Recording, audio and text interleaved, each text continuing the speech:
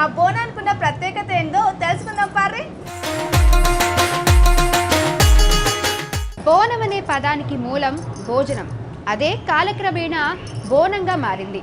అమ్మవారికి ఎంతో ప్రేమతో భక్తితో సమర్పించే నైవేద్యమే ఈ బోనం. కొత్త కుండలో బియ్యం, పాలు, బెల్లంతో అన్నం వండి అందులో పెట్టి అలాగే పసుపు కుంకుమలతో అలంకరణ చేసి వేపాకులు దీపంతో అలంకరణ చేసి అమ్మవారికి సమర్పించడం ఆనవాయితీ. బల్కంపేట్ బోనాలు అయితే స్టార్ట్ అయిపోయినాయి. అసలు బోనం అంటే ఏంది, బోనం ఎట్లా తయారు చేస్తారు, ఇవన్నీ విషయాలు తెలియజేయడానికి కూడా మనతో పాటు మురళీ స్వామి, వెంకటేశ్వర స్వామి గారు కూడా ఉన్నారు. వారిని అడిగి మరిన్ని వివరాలు తెలుసుకుందాం. నమస్తే స్వామి. అసలు బోనం అంటే ఏంటి, ఆ బోనంని ఎట్లా తయారు చేస్తారు?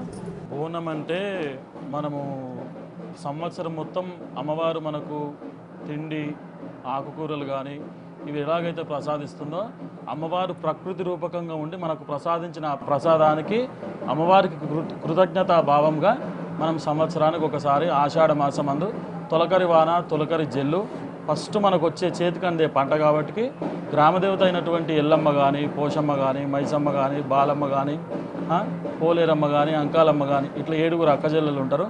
మన పూర్వం నుంచి అమ్మవారు గ్రామదేవతల బొడ్రాయిల పూజలు చేసిన మన తెలంగాణ కాబట్టి మనం దానికి ప్రతిగుణంగా అమ్మవారికి అన్నది మనం భోజనం పెడతాం. ఈ యొక్క భోజనం అనేది ఎంత ఎన్నిలో చేసినా కూడా అమ్మవారు ప్రీతి కాదు. మట్టి కుండలో బోనం చేస్తారు. మట్టి కుండలనే బోనం ఎందుకు చేస్తారంటే తల్లి యొక్క గర్భము అండం ప్రకారంగా ఉంటుంది.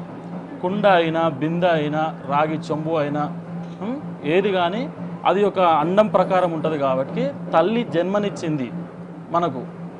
అదే ఈ శక్తి కూడా మనకు జన్మనిచ్చింది ఏ ప్రకారంగా మనకి తిండి పెట్టి ఈ అండమని పిల్లలని తిండి పెట్టి చేసింది కాబట్టి మనం అండరూపకంగా ఉన్నటువంటి ఈ యొక్క కుండలో, ఈ యొక్క సర్వలో బోనం పెట్టి అమ్మవారికి మనం కృతజ్ఞతాభావం అనేది తెలియజేస్తాం.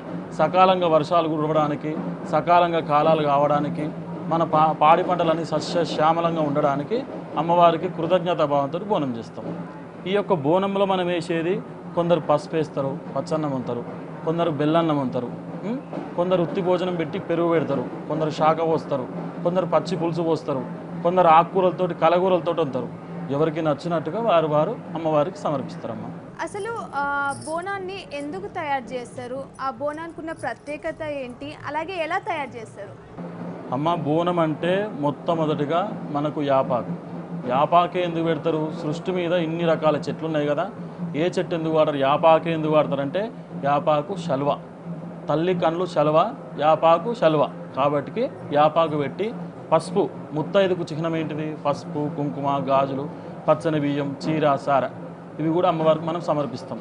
ఆ కుండకు అమ్మవారి అఖండ నేత్రం మన బొట్టు అయినటువంటి కుంకుమ కానీ, పసుపు కానీ, తెల్ల బొట్టు కానీ ఈ మూడిటితోటి బోనాన్ని ముద్దుగా ఊదిచ్చి కొందరికి ఇష్టం ఉన్నట్టుగా అమ్మవారి ఫేసులు దించుతారు. అందులో కొందరు బొట్లు పెడతారు, కొందరు పొడుగు బొట్లు పెడతారు. ఆ ప్రకారంగా పెట్టి అందులో నైవేద్యం అమ్మవారికి మూతికి బట్ట కట్టుకొని భోజనం చేసి ఆ కుండలో కొత్త కుండ తెచ్చి ఆ కుండలో ఆ భోజనం వండి ఆ భోజనం పెట్టి అమ్మవారికి సమర్పిస్తాం. అట్లా దీని మీద యాపాకులు పెట్టి యాపాకుల మీద అఖండ దీపం పెడతాం. అఖండ దీపం ఎందుకు పెడతామంటే సృష్టి మొత్తానికి సూర్యుడు లేనిది సృష్టి లేదు. సూర్యుడు మీద స్థానం.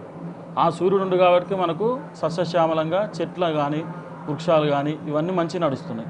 కాబట్టి ఆ సూర్యుని ప్రతీకగా మనం అఖండ దీపం మీద పెట్టి కింద అమ్మవారికి భోజనం పెట్టి ఆ దీపం అమ్మవారు ఇస్తున్నటువంటి ఈ భోజనం, ఆ దీపానికంటే చిహ్నం ఏంది? సూర్యుడు. ఆ సూర్యుడు మనం తింటున్న ఈ తిండి ఉన్నంత వరకు మనకి ఏం కాదు.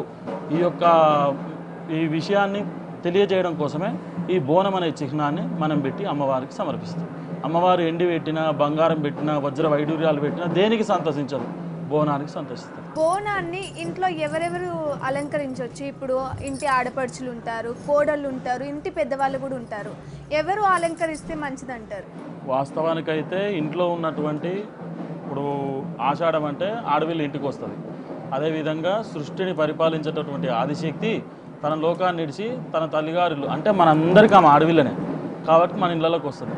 వచ్చినప్పుడు మన ఇంట్లో పుట్టినటువంటి ఆడవిల్ల పెద్ద శక్తి అయినటువంటి ఆడపిల్లకు బోనాన్ని అలంకరించి ఆడవిల్లు ఎత్తుకుంటుంది. ఇందులో ప్రత్యేకమైనది ఏంటంటే ఇప్పుడు శివశక్తులు ఉన్నారు, గణాదులు ఉన్నారు, జోగినులు ఉన్నారు, జోగినీలు అంటే వాళ్ళ జీవితం మొత్తం అమ్మవారి కోసం అంకితం చేస్తారు. వాళ్ళకి బోనాలు ఇవే ఉంటాయి, ఇంకెప్పుడు బోనాలు పండుగలు ఇవే ఉంటాయి. వాళ్ళకంటూ ఇంకా వేరేటివి ఉండవు అనమాట జీవితంలో. శివశక్తి విషయానికి, గణాది విషయానికి వస్తే వీళ్ళు దేవుని పనితో పాటుగా వీళ్ళు పెళ్లిళ్ళు చేసుకుంటారు, వీళ్ళకు పిల్లలు ఉంటారు. వారితో పాటుగా అమ్మవారికి అన్నది బోనం సమర్పిస్తారు. ప్రత్యేకంగా ఎందుకు వస్తారు ఈ జాతరలకు? ఎంతమంది ఉన్నా కూడా సెంటర్ ఆఫ్ అట్రాక్షన్ ఈ బోనాలు లేనిది, ఆటలు లేనిది జాతరలు లేవు. వీళ్ళు ఎందుకు ఎత్తుకుంటారంటే మేము అమ్మవారికి ఎంత మంచిగా చేస్తే మాకు గణాదులకు అంత మంచిగా అనిపిస్తుంది. కాబట్టి మేము ప్రతి సంవత్సరం ఎన్ని పనులు ఉండని, చేతిలో రూపాయి ఉండని, లేకపోని అప్పు చేశాన సప్పు చేశాన మేము వచ్చి ఈ బోనాల కార్యక్రమం అనేది మేము నిర్వర్తిస్తాం. మాకు అట్లా చేస్తేనే మంచిగా అనిపిస్తుంది. కొన్ని చోట్ల ఏమో పెళ్ళైన వాళ్ళే బోనం ఎత్తుకోవాలి అని అంటారు, కొన్ని చోట్ల పెళ్లి కాని వాళ్ళు కూడా ఎత్తుకుంటారు. దానికి ఏం చెప్తారు మీరు? పెళ్ళి అంటే అట్లేం లేదమ్మా, అది నియమం అన్నది ఏం లేదు. పెళ్ళి కాలేనంటే మామూలు వ్యక్తులు అయితే ఎత్తుకోరు. అసలు బోనం అంటే ఆ శక్తి, ఆదిశక్తిని నెత్తలో పెట్టుకొని నడుచుడే లెక్క. ఆ బోనం అంతా పోతున్నా కూడా నార్మల్ పర్సన్స్ ఎత్తుకోగలుగుతారు. ఆ బోనం అన్నది ఎత్తుకొని ఆడుకుంటూ కింద ఎట్లుంటుందో జారుతుందో ఏమవుతుందో తెలియదు. కానీ ఒక గణాది, ఒక శివశక్తి, ఒక జోగిని మాత్రం ఏం ఆటంకం లేకుండా, మనసులో కించిత్ అయిన వణుకన్నది లేకుండా అమ్మవారి మీద ఆధారం వేసి ఆమె శక్తినే తన లోపల ఉన్నట్టుగా ఊహన చేసుకొని అమ్మకు బోనం సమర్పించడం ఒకటే ఆయన ధ్యేయం. ఆ ధ్యేయంతో వెళ్తారు. అదేవిధంగా అమ్మవారికి సమర్పిస్తారు. ఎప్పుడు కూడా బోనం కింద పడ్డదని ఎప్పుడు చూసిండ్రా మీరు? పడదు. అపవిత్రంగా ఉంటే తప్ప పవిత్రమైన మనసుతో వస్తారు. ఇప్పుడు ఇన్ని బోనాలు చూస్తున్నారు, పడుతుందా? అట్లా ఇష్టం అన్నమాట. గణాదులకు కానీ, శివశక్తులకు కానీ, జోగినులకు కానీ అలంకరించుకోవాలి, అమ్మవారిలాగా ఉండాలి, అయ్యగారిలాగా ఉండాలి, పటాలు దొక్కాలి, అమ్మవారికి భోజనం పెట్టాలి. సర్వ ప్రాణులకు అన్నం పెడుతుంది అమ్మ. అసొంటి అమ్మకు మనం ఈ ఒక్కరోజు అన్నం పెడుతున్నాం అంతే. ఇదమ్మ. స్వామి, అసలు ఇవేంటివి, వీటి ప్రత్యేకతలు ఏంటి, వీటి గురించి వివరిస్తారా? అమ్మ ఇదేమో గవ్వల దర్శనం అంటారు. అమ్మ గవ్వలు ఎందుకు వేస్తారు అమ్మవారికి అని అంటే, ఆమె పుట్టల్లో పుట్టింది, పెట్టల్లో పెరిగింది. ఆమె గవ్వల్లో పుట్టింది, ఘనమైన శక్తి, ఆదిశక్తి. అలా తమ్మునికి 7 గవ్వలు ఇచ్చింది.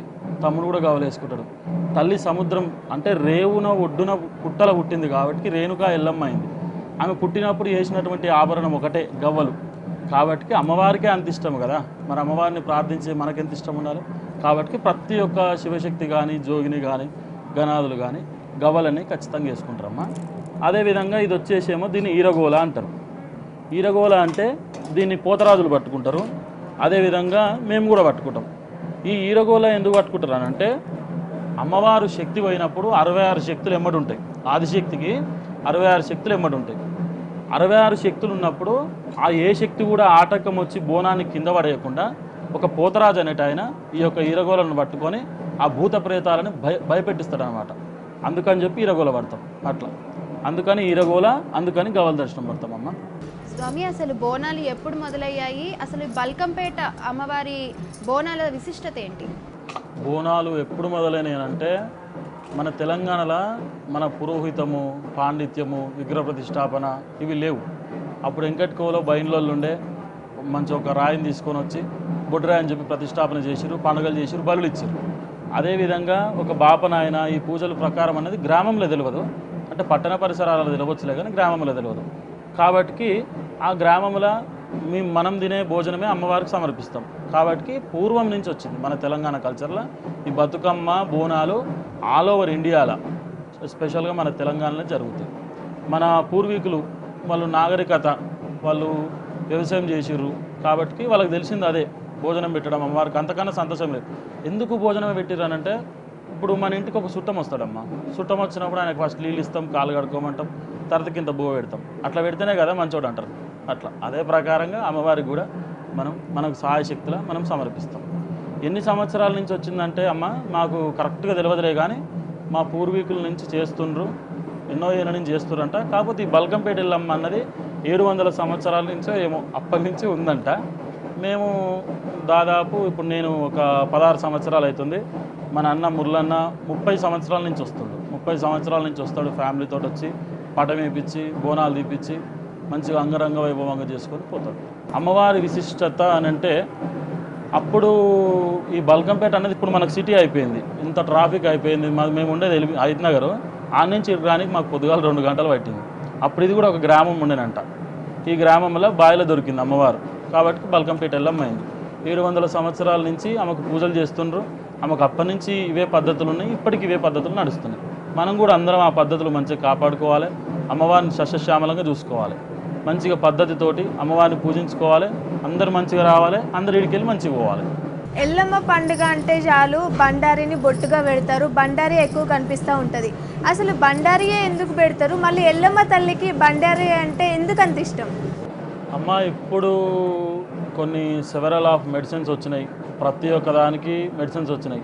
పూర్వకాలంలో ఏ మెడిసిన్ లేదు, నాటు వైద్యము, చెట్టుగట్టు పోసుడు, పసరుగట్టు పోసుడే ఉంది. బండారు ఎందుకు పెడతారనంటే మనం నొష్టికి పెట్టేది బండారు, కాలికి పెట్టేది బండారు. కాలికి పెట్టింది మన నొష్టికి ఎందుకు పెడుతున్నానంటే పసుపు అనేటిది అప్పుడు మన పూర్వీకులకు వాళ్ళకు సైన్స్ అన్నది తెలియక ముందుకే ఇది వాడితే ఇది వస్తలేదు, ఈ బ్యాక్టీరియా వస్తలేదు, ఇప్పుడు ఇది పెడితే ఈ గజ్జి పోతుంది, ఇది పెడితే తామర పోతుందని తెలుసుకుంటారు. కాబట్టి ఆ పసుపు అన్నది అమ్మవారికి ఎక్కువ వాడతారు. ఇంకా దీనికి ఇంకా ఉన్న విశిష్టత ఏంటంటే ఎల్లమ్మకు మల్లన్న తమ్ముడు అవుతాడు. ఆ తమ్ముడు మకరాజ్యం పోయి, అంటే ఇప్పుడు మన భారతదేశంలో బండారు అన్నది లేదు, మల్లన్న దేవుడు మకరాజ్యంకి పోయి ఆడికెళ్ళి బండారు తీసుకొని వస్తాడు. తీసుకొని వచ్చి అంతముందుకున్న శివపార్వతులది విభూతితోటి కళ్యాణం అవుతుంది. మల్లన్న దేవుడు ఎప్పుడైతే బండారు తెస్తాడో అప్పటి నుంచి బండారుతో అవుతుంది. అయితే ఎల్లమ్మకి ఎందుకు వాడతాం ఈ బండారు అని అంటే, ఎల్లమ్మ ఎరుక చెప్పి మల్లికార్జున స్వామికి ఫలానా ఈ ప్రాంతంలో ఉంది, ఈ ప్రాంతంలో ఉన్న వాళ్ళని ఇట్లా బురిడి కొట్టించి అది నువ్వు పట్టుకొని రావాలని చెప్పి ఎల్లమ్మ ఎరుకలో చెప్పింది. కాబట్టి మల్లికార్జున స్వామి బండారు తెచ్చింది. కాబట్టి అంటే దేవాన దేవతలు దాంతో బాసంతం అంటే పెళ్లి, బండారు లేనిది లగ్గం లేదు, దేవుని లగ్గం లేదు, బండారుతో పెళ్లి చేసుకురు. కాబట్టి మనం ప్రతి ఒక్క దాంట్లో బండారు అనేది ఖచ్చితంగా వాడతాం, యాపాకు అన్నది ఖచ్చితంగా వాడతాం. ఇప్పుడు తోరణాలు కడతాం మనం, గుడి చుట్టూ కానీ ఇల్లు చుట్టూ కానీ ఇంటికి కానీ తోరణాలు కడతాం. ఎందుకంటే మళ్ళీ కడపకు పసుపు పెడతాం, బ్యాక్టీరియాలన్నీ లోపలికి రావు. ఆ చేదు వాసనకి యాపాకు ఉన్న దగ్గర వ్యాధులు ఉండవు. కాబట్టి యాపాకు బండారు అన్నది మనం ఈ పండుగలో వాడతాం అన్నమాట. బోనం తయారు చేసే విధానం ఒకసారి తెలియజేయండి స్వామి. నివేదన పెట్టాలి అమ్మ, దీంట్లో నివేదన పెట్టాలి.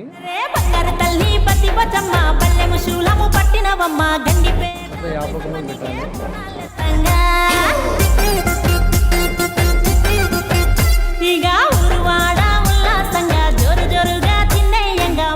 తర్వాత దీంట్లో ఇది పెట్టాలి, సాగు ఇది సాగు అంటుంది దీన్ని. దీంట్లో పెరుగు నైవేద్యం పెట్టాలి. సాగ ఇది సాగ పెట్టాలి. దీని మీద మళ్ళీ యాపకం పెట్టి జ్యోతి పెట్టాలి. స్వామి మీరు అమ్మవారిలాగా అలంకరించుకున్నారు, అసలు ఎందుకు ఇలా అలంకరించుకున్నారు? అంటే అమ్మే మీకు వచ్చి చెప్తుందా ఇట్లా అలంకరించుకో అని, లేదంటే మీరే అలంకరించుకుంటారా?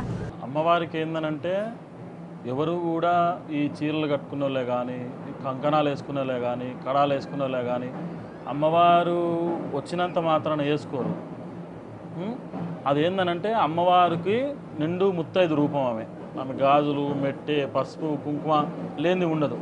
అంత శక్తి రూపము మనుషుల మీద వచ్చి క్షణపాలం పాటు ఉంటుంది. కాబట్టి అమ్మకు ఏవైతే ఇష్టమో అమ్మవారు అట్లా చెప్తుంది, నేను ఎట్లున్నానో మీరు అట్లా రండి, నా రూపకంగా మీరు ఉండండి, నా రూపాన్ని మీరు 10 మందికి తెలియజేయండి, నా వాక్కుగా మీరు చెప్పండి అని అమ్మవారు చెప్తుంది. కాబట్టి కట్టుకుంటారు. కానీ ఎవరు కూడా వాళ్ళకు సొంతంగా ఇష్టం ఉండి ఈ చీరలు కట్టుకోవాలి, ఈ బేడీలు వేసుకోవాలి, ఈ గాజులు వేసుకోవాలని ఎవరు కూడా వేసుకోరు.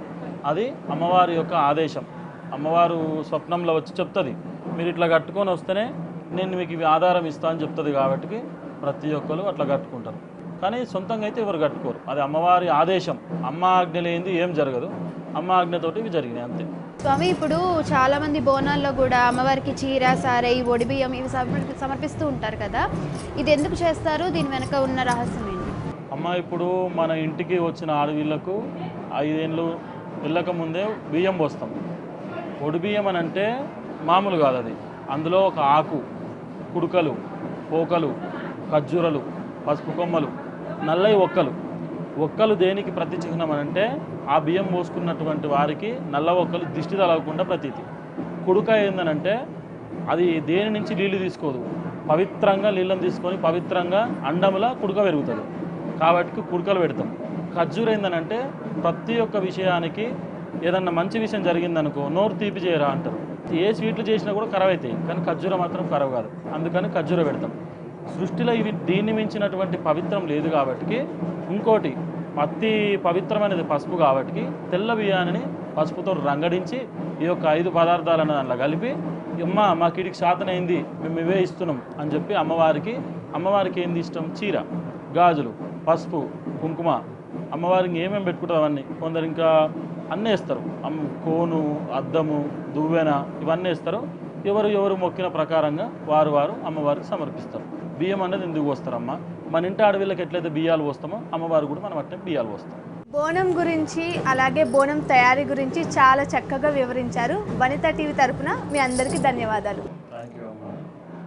ఆషాఢ మాసాన్ని పురస్కరించుకొని ఎంతోమంది భక్తులు వాళ్ళ సాయశక్తుల అమ్మవారికి వాళ్ళ పరిమితిని బట్టి అమ్మవారికి ఇస్తున్నారు కాబట్టి దానికి అమ్మవారు సంతృప్తిగా చెంది సకాలంగా వర్షాలు కురిసి సకాలంగా పంటలు పండి సస్యశ్యామలంగా ప్రతి ఒక్కరు సలహా బతకాలని కోరుకుంటున్నాం. మేము కూడా ఈరోజు వాస్తవానికి టెంపుల్ దగ్గర బోనం చేద్దామని అనుకున్నాం, కానీ మేము ఇక్కడికి ఇంటి వాళ్ళు పిలిచి మమ్మల్ని ఇక్కడ కూర్చోబెట్టుకొని ఈరోజు బోనాలన్నీ సమర్పించడం జరిగింది. ఇంకా వీరమ్మ ఫ్యామిలీ వాళ్ళు వీళ్ళంతా కలిసి మాతోటి బోనాలు చేయించింది. ఈరోజు అంగరంగ వైభవంగా మంచిగా అనిపించింది. అమ్మవారు కూడా వీళ్ళకు సకల సంతోషం సకల ఆనందం చేకూర్చాలి. ఎన్నడూ లేని మేము ఈ ఇంట్లో నుంచి బోనాలు తీసుకొని పోయినాం కాబట్టి అమ్మవారు వీరికి కానీ వీరి బిడ్డలకు కానీ వీరి బంధువులకు కానీ వీరు చేసే వృత్తి వ్యాపారం అందరూ సలహా బతకాలని కోరుకుంటున్నాం. ధన్యవాదాలు.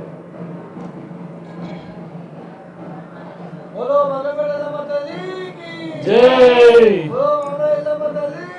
జై.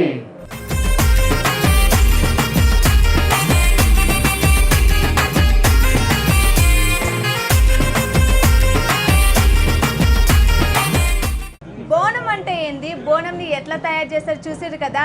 బోనాల పండుగ శుభాకాంక్షలు. చూస్తూనే ఉండండి వనితా టీవీ.